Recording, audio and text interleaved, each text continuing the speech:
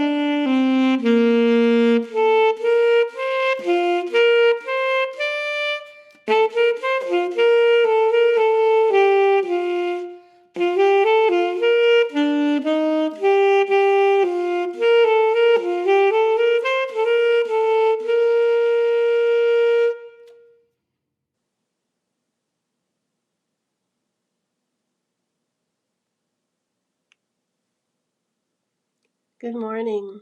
Welcome to our Easter morning online worship service. I'm Reverend Karen Gigax Rodriguez. I'm the pastor of the Federated Church in Green Lake, Wisconsin. And we welcome you this morning, all who are joining us from wherever you're joining us, whether you're joining us for the first time or the first time in a long time, or whether you join us every Sunday. It is so good to be together and to not be alone on this Easter morning. If you subscribe to our YouTube channel, you're able to chat with us and you can welcome one another in our chat area. I'm so grateful when we do this because we get a chance to see how we are not alone and that we are worshiping together. So please do say hello to one another, welcome one another, and thank God in your hearts for the opportunity to worship together this morning. Today we're going to spend some time in John's Gospel at the tomb on that morning of the resurrection and how the resurrection became known to Mary. And we're going to look at the compassion that met and companioned Mary at that threshold moment. That moment that was a holy hinge moment, opening a door to a durable hope, a hope that would not disappoint. As we think about her story and what happened there, that's my hope as we share in our reflections this morning. As we begin, we always like to share gratitude. And this morning, I would like to focus our gratitude on the kinds of companions that we have in our life. I'm grateful for our online companions, that we have one another to join with. And I wonder what other kind of companions you might be grateful for. Some of you sent me some really beautiful Easter cards. And of course, I always love receiving cards, but there's something special this year about receiving them. So thank you so much for those cards that share in the celebration of Easter. I really appreciate that. Maybe we have email companions whose emails we look forward to continuously. Our family companions, of course, nature's companions, the trees, the birds, the squirrels, all the things of spring that are companioning us right now. Maybe we have companions who are teachers to us, friends of ours, classmates, neighbors. What kinds of companions are you grateful for this morning? Or whatever else are you grateful for? Please do feel free to list that in our chat area. And as we always do, I'd like us to share in this affirmation of gratitude because it always speaks truth about the gifts that we have. So as we share this together, pay attention to any phrase or any word that stands out to you. Lord, you are an abundant giver. There is nothing that I have that you have not given me. The way of your kingdom is the way of generosity. Help us to honor you with our resources. Free us from the deceit of riches. Lead us on the path of generosity, for your glory, Lord, for the abundance of our own lives and for the sake of others. Amen. And as we continue this morning in worship, we want to look at these prayer requests that we bring to worship this morning. And I also invite you to share any prayers or requests for prayers that you have in our chat area so that we can include them not only in our prayers today, but as we go through this week. So I'd like to begin with one that's not on the list. We want to pray for Mike, who is struggling with back pain, and some of you who also might be struggling with back pain. Anyone who's ever had back pain knows how disabling it can be. Debilitating was the word I was looking for. Want to continue to pray for Judy, who is recovering from a bone marrow transplant and who is looking forward to doing some things she hasn't been able to do for a while. We want to pray for complete protection for her as her immune system is so very fragile right now at this time. We want to pray for Steve, who is recovering from a serious stroke, and pray for his complete recovery.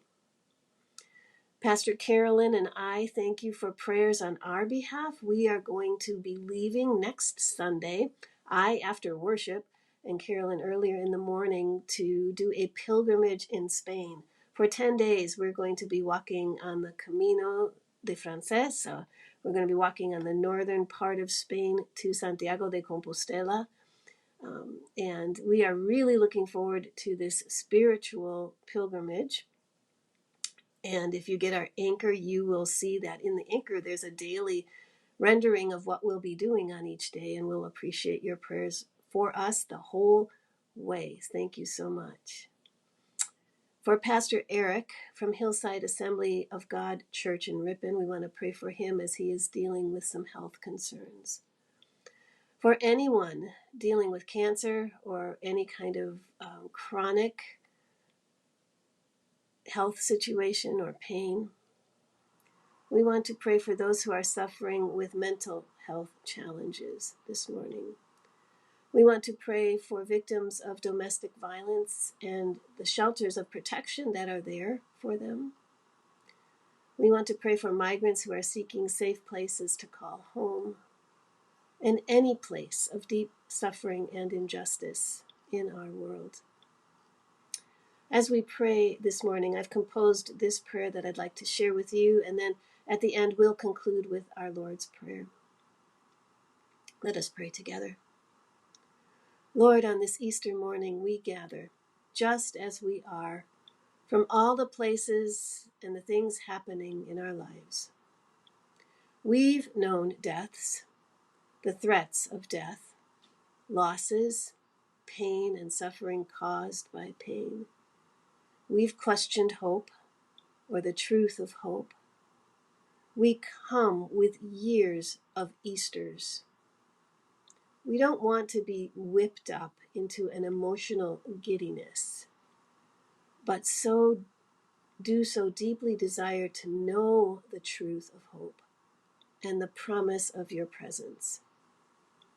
We companion all on this prayer list, all who have listed prayers in our chat area, and all the unlisted, unspoken, known only to you prayers that weigh upon our hearts. In the presence of all that is true for us, let our souls tap their toes in the beat and rhythm of hope. Let us find ourselves humming the melody of hope, and when we are able, let us sing it in full voice. You are the source of our hope, the hope that will not disappoint and will go with us until the end of time. And now, O Lord, we join together in this prayer that you prayed consistently and you taught your disciples to pray. Our Father, who art in heaven, hallowed be thy name. Thy kingdom come, thy will be done on earth as it is in heaven. Give us this day our daily bread. Forgive us our debts, as we forgive our debtors. And lead us not into temptation, but deliver us from evil. For thine is the kingdom and the power and the glory forever. Amen.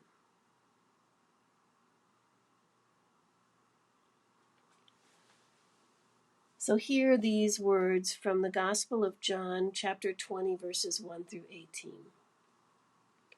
Early on the first day of the week, while it was still dark, Mary Magdalene came to the tomb and saw that the stone had been removed from the tomb. So she ran and went to Simon Peter and the other disciple, the one whom Jesus loved, and said to them, "They have taken the Lord out of the tomb, and we do not know where they have laid him." Then Peter and the other disciple set out and went toward the tomb. The two were running together, but the other disciple outran Peter and reached the tomb first. He bent down to look in and saw the linen wrappings lying there, but he did not go in. Then Simon Peter came, following him, and went into the tomb. He saw the linen wrappings lying there, and the cloth that had been on Jesus' head, not lying with the linen wrappings, but rolled up in a place by itself. Then the other disciple, who reached the tomb first, also went in, and he saw and believed. For as yet they did not understand the scripture that he must rise from the dead. Then the disciples returned to their homes. But Mary stood outside the tomb. She stood weeping outside the tomb. As she wept, she bent over to look into the tomb, and she saw two angels in white, sitting where the body of Jesus had been lying, one at the head and the other at the feet. They said to her, "Woman, why are you weeping?" She said to them, "They've taken away my Lord, and I do not know where they've laid him." But when she'd said this, she turned around and saw Jesus standing there, but she did not know that it was Jesus. Jesus said to her, "Woman, why are you weeping? Whom are you looking for?" Supposing him to be the gardener, she said to him, "Sir, if you have carried him away, tell me where you have laid him, and I will take him away." Jesus said to her, "Mary." She turned and said to him in Hebrew, "Rabboni," which means teacher. Jesus said, "Do not hold on to me, because I have not yet ascended to the Father. But go to my brothers and say to them, I am ascending to my Father and your Father, to my God and your God." Mary Magdalene went and announced to the disciples, "I have seen the Lord." And she told them that he had said these things to her.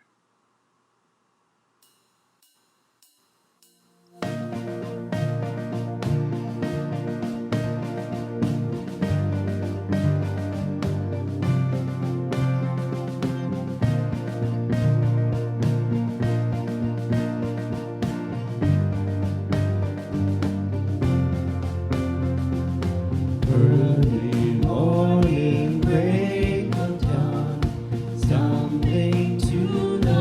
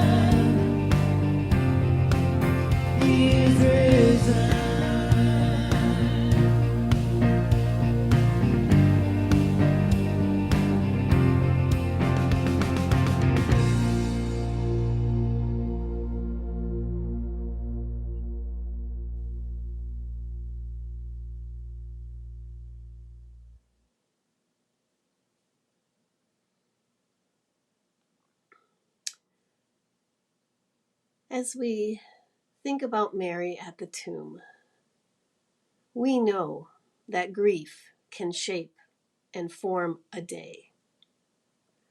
When we experience the loss of someone we love, we've known how time takes on a different reality. Nothing goes on as normal. There's a hole in the fabric of our lives. There's an absence of a relationship that was important to us. There is loss that is irretrievable, unrecoverable. Our future looks unrecognizable to us because someone who's always been a part of our foreseen future will no longer be there. Our lives get disoriented and we feel at a loss, knowing they'll never be the same. Time seems to stall, to crawl, to stop, while all around us the world goes on without notice. We get off the bus of time and let the world go on without us for a while. Mary went to the tomb in grief that morning after the Sabbath. On Friday, Jesus had been crucified. The few who stayed with him that day rushed to take his dead body to a tomb before sunset and the beginning of Sabbath. Mary waited until the morning after the Sabbath to go back to that tomb. And John does not explain why she went back. But John does mark the time. It was early in the morning of the first day of the week, while it was still dark.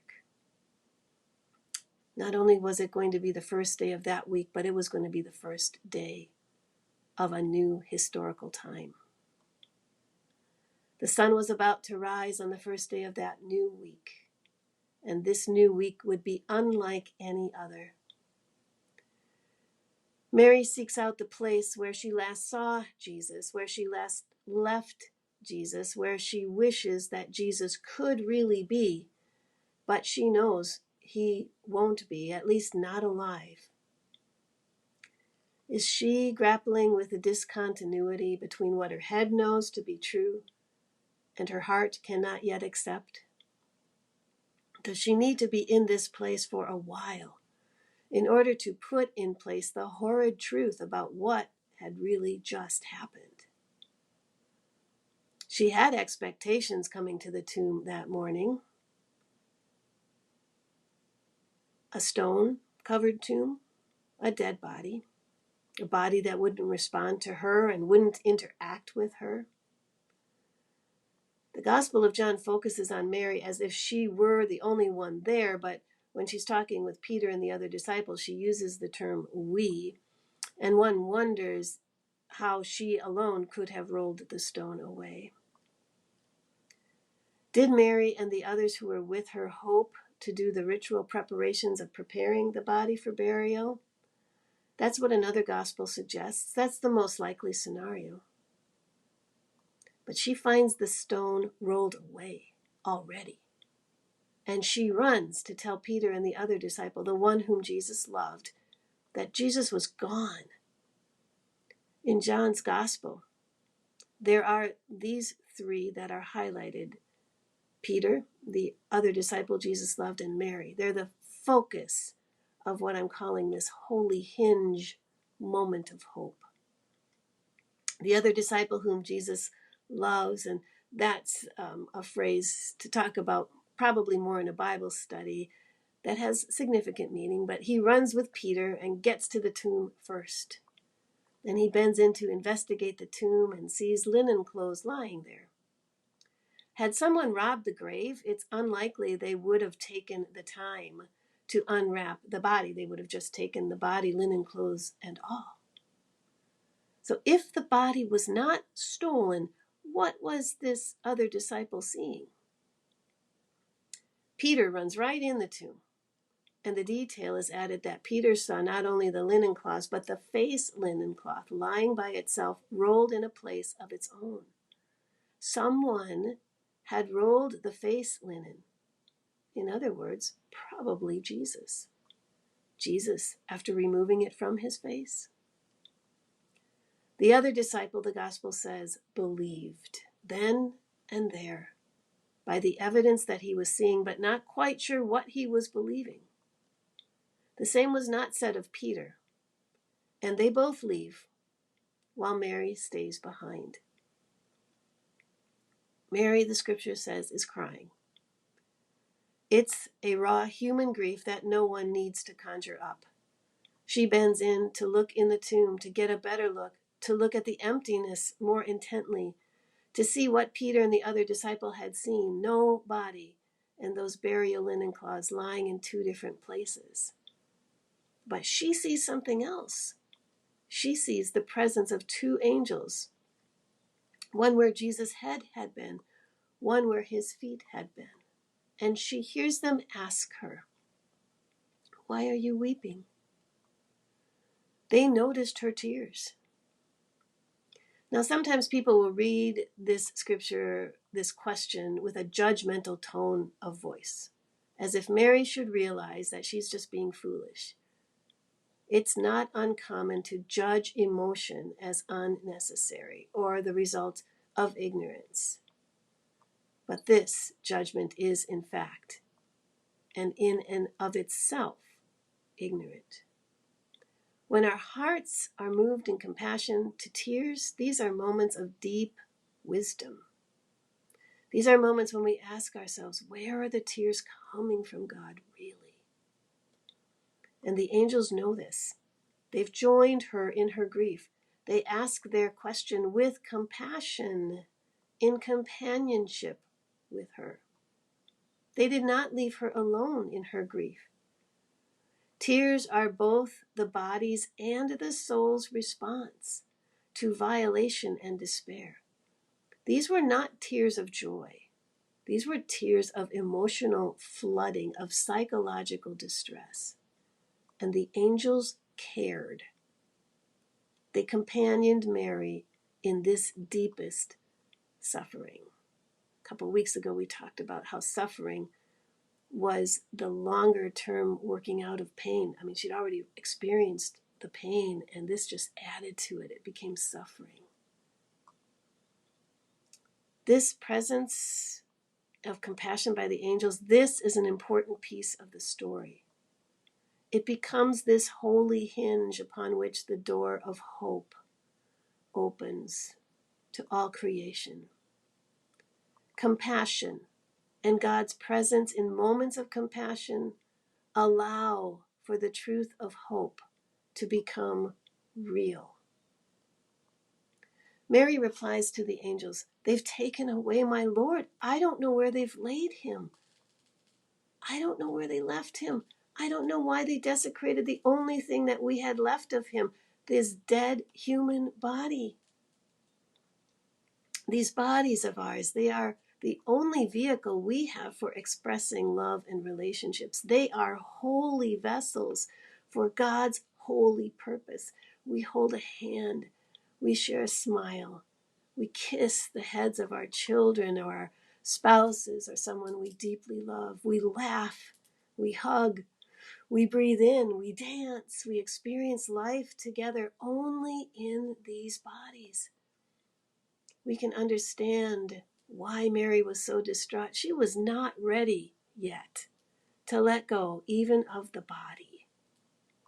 And the angels understand and join her in their question. But then they are joined by another body. Mary doesn't recognize this body. Her eyes and heart swollen with her tears. The person, this body, also asks the angels question. "Why are you weeping? Whom are you looking for?" I can't help but hear an echo of Lionel Richie's song, "Hello, is it me you're looking for?" as a seed being planted in this moment. John says Mary assumes the person to be a benign presence in the whole story, the gardener, the seed planter, the tender of the plants and fruit.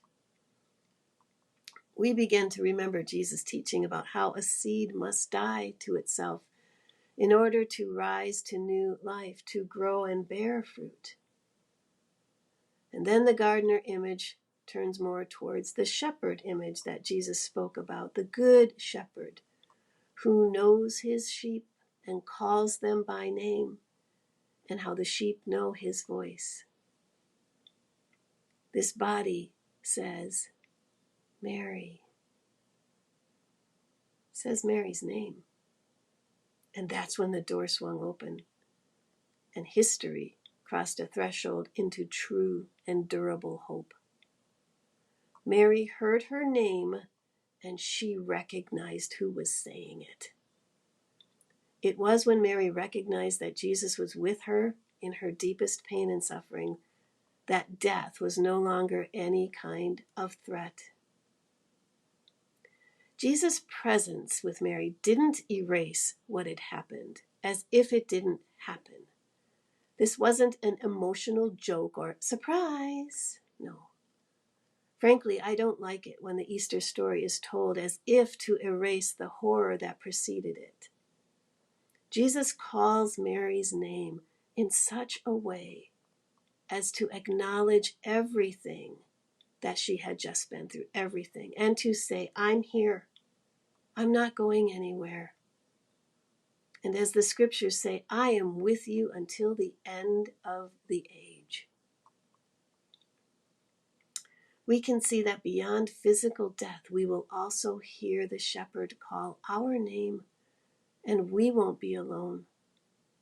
Our deepest fears are that in the end, there's only death, and that we will be discarded or blown away in a puff of a wind or forgotten and of no real consequence.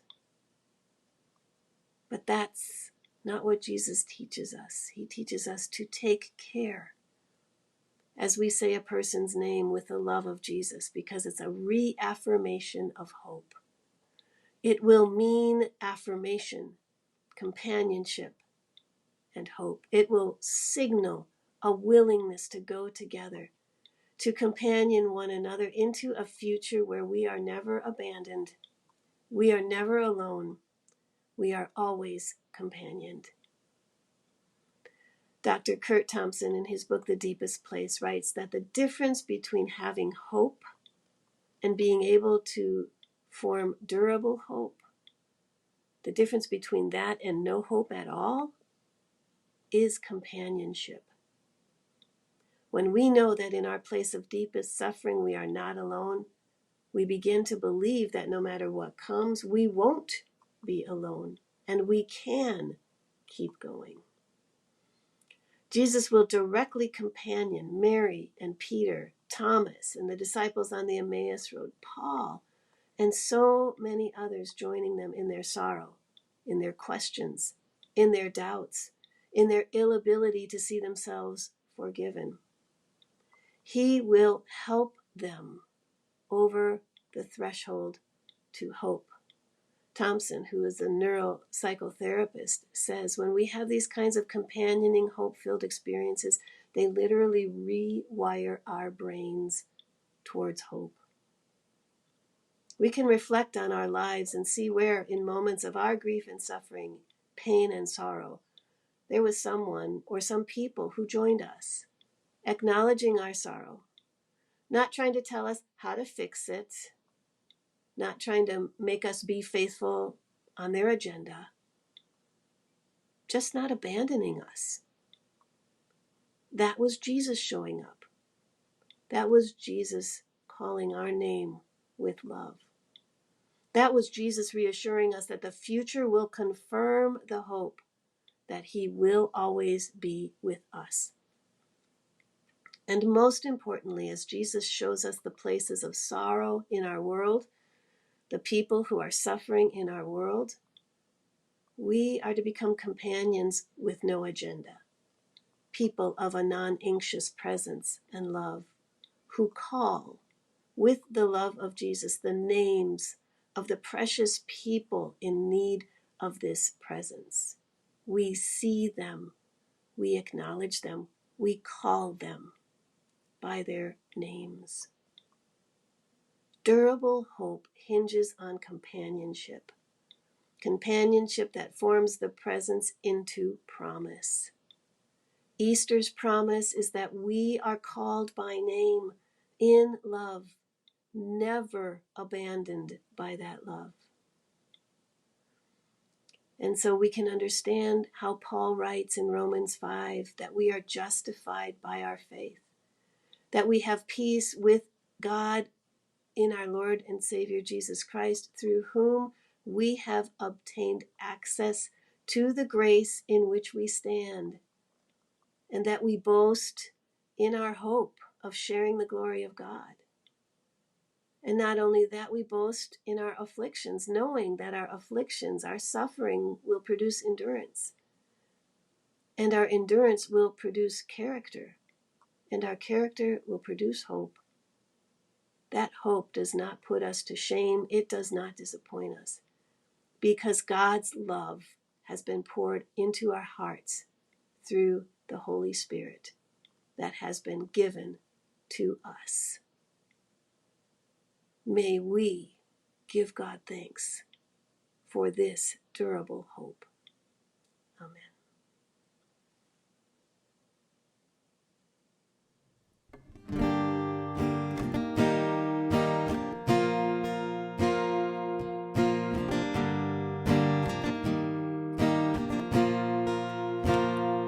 I believe in the sun. I believe in the risen one. I believe I overcome by the power of his blood. Amen. Amen. I'm alive because he lives. Amen. Amen. Let my song join the one that never ends because he lives.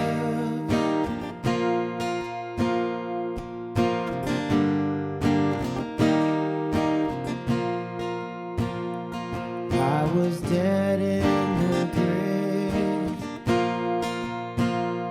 I was covered in sin and shame. I heard mercy call my name.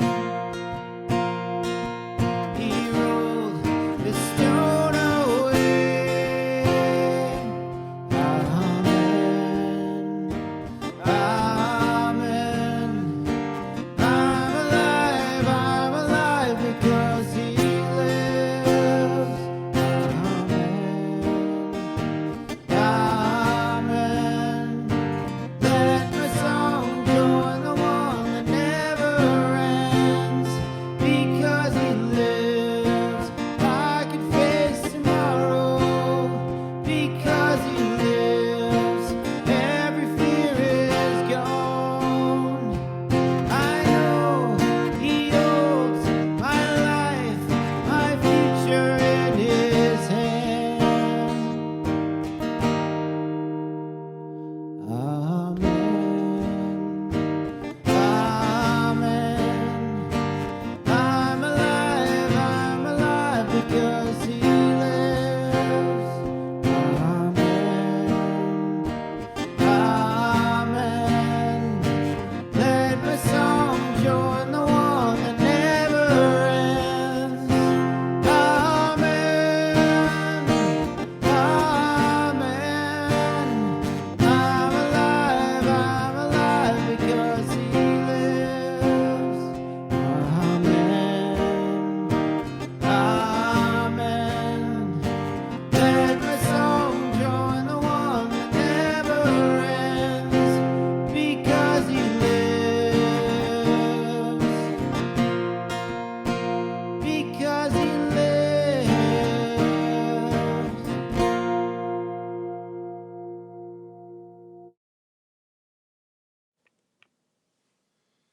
Thank you, John, for that beautiful song. As we conclude our Easter morning worship service, just a couple announcements for you. Our women's Bible study continues on Tuesdays from 12:30 to 2, and if you have any questions, don't hesitate to call our church office. This week, we're beginning a new Thursday evening book study via Zoom on this book, Fierce Love, by Reverend Dr. Jackie Lewis. If you're interested in participating in this study with us, please let me know, and I will send you an invitation. Thank you for sharing your tithes and offerings with the church. Those of you who are online can do this by sending personal checks or bank checks, by using electronic funds transfer, or by using PayPal at our church website. On Easter, we also collect a second offering, and this year our Easter and Lenten offerings are going for the Christine Ann Center in Oshkosh that provides rescue services for families, women of domestic violence. So if you'd like to give to that, please make a note on your check, or please make a note at the PayPal site. You can do that under missions. So thank you for your tithes and offerings that support our general ministry, and any extra that you would like to give to this special offering. As we conclude worship service today, I'd also share that tomorrow the church office, Monday after Easter, will be closed, but it will be open again on Tuesday. And that was one announcement I didn't have a slide for. I hope that you have a beautiful day. I hope that you hear your name called with the love that Jesus has for you. As we conclude worship, let us hear this benediction. Let us walk in the steps of Jesus' compassion. Let us bear the love and hope that Easter promises. May they be seeds of faith planted in the soil of any pain and suffering. May we know the light of God's love shining on our faces and welcoming us into a future of hope. Amen.